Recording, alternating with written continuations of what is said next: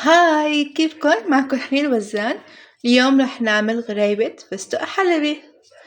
عنا كاستين طحين، ربع كوب نشا، رشة ملح، وكوب كامل زبدة فستق الحلبي.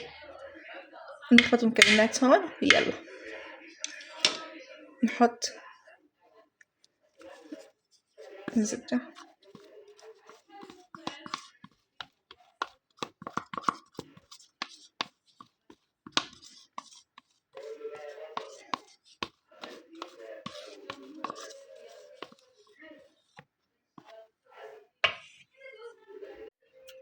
هلأ بنحط كاستين طحين منخلين.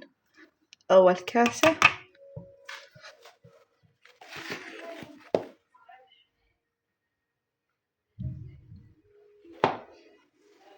تاني كاسة، ونحط ربع كوب نشا،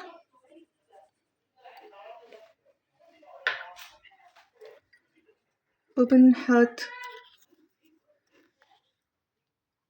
رشة ملح وبنخلطهم.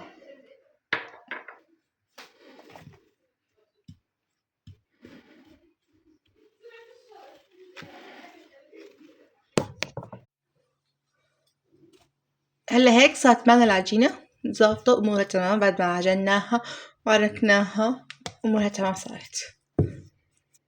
هلا بنكورها ونحطها بصينية وعلى الفرن. وهلا هيك عملناهم طابات، هنحطهم بالفرن على درجة حرارة 180 لمدة 5 دقايق تقريبا. هاي بعد ما خبزناهم صاروا، بس كان بدهم حرارة أقل، أنا عليت الحرارة عليهم شوي فاحترقوا بسرعة، بس طلعوا طيبين الحمد لله.